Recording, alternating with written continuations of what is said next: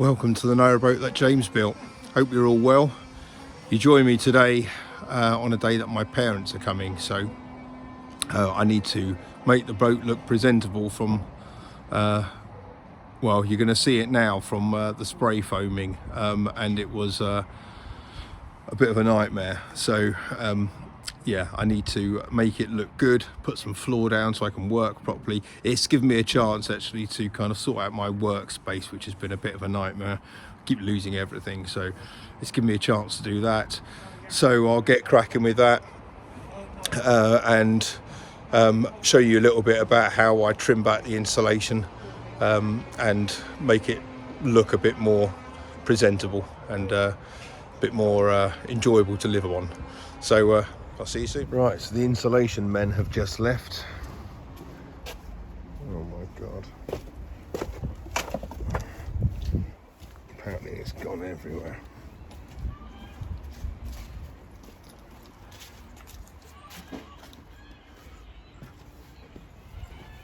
Oh, yep. Oh, it's over my kettle.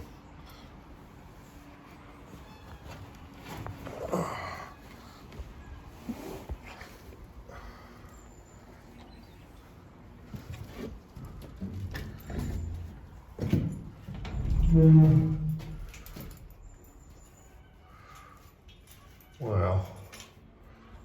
Okay.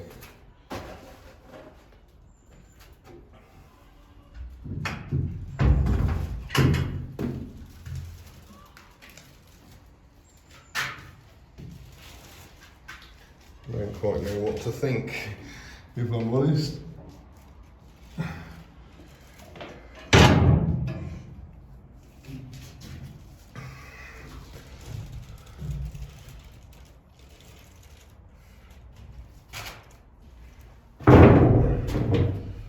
It does feel like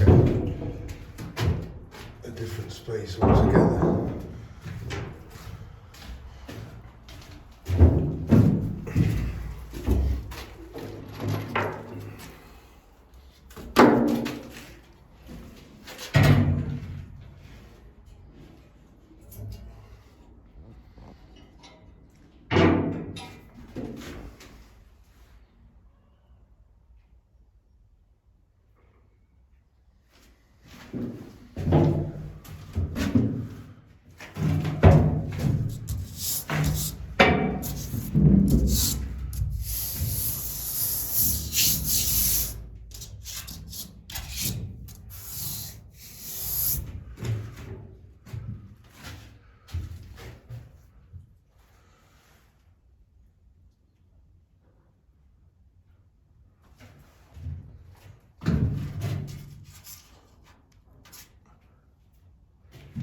I can't see any of my battens.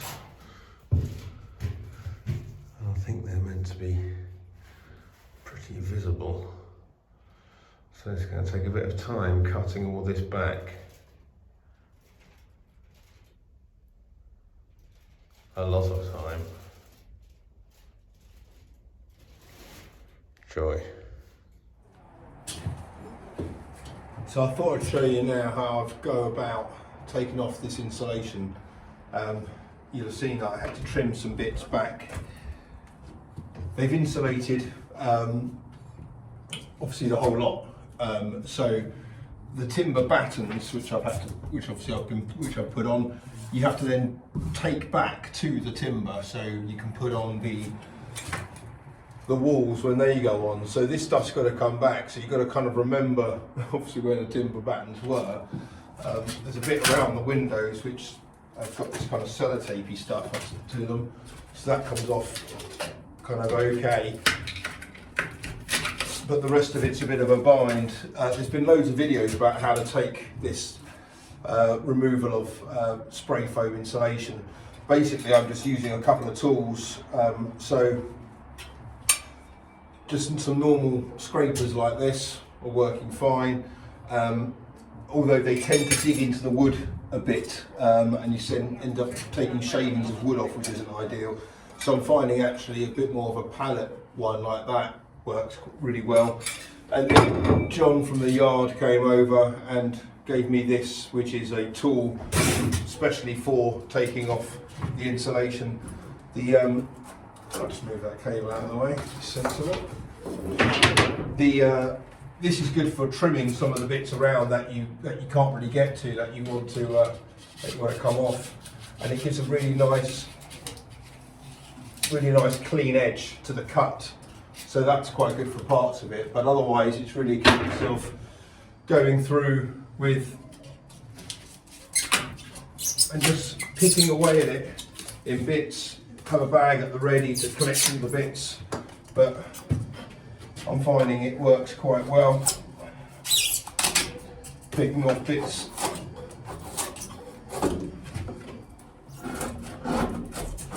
And it doesn't need to be the best finish, obviously, because it's the cladding's going on this. The sheets of ply, so it just needs to be trimmed off.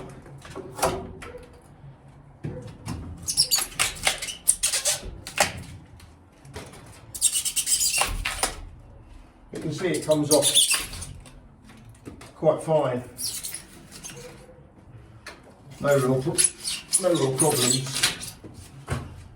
Just do it bit by bit. It's quite rewarding to do it in a nice long strip. But the reality is it's easy to get small bits, and then you can put it off with your hand and chuck it into the bin.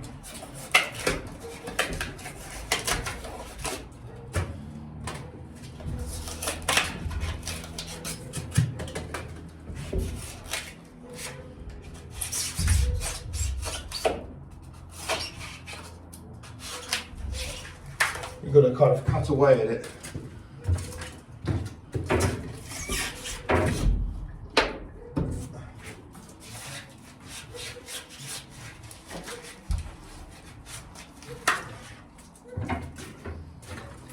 And the ceiling parts are also, this is where the knife comes in.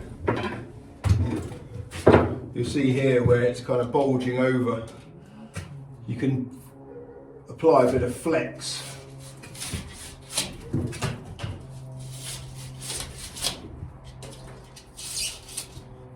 And trim it back. And again here.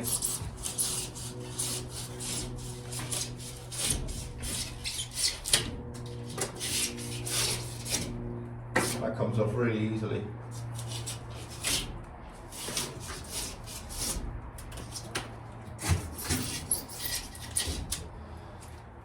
So there's quite a lot to do.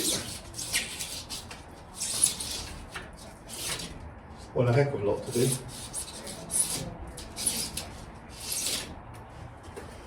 And it's quite time consuming. And certainly the stuff above really aches your arms, so I'm kind of mixing it up a bit. So it's a bit easier on the arms.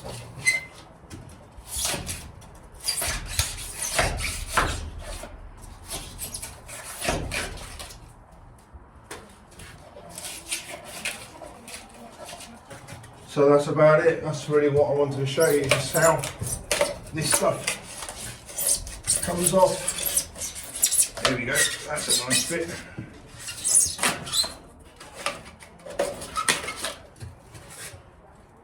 So yeah, it's going to take a wee while,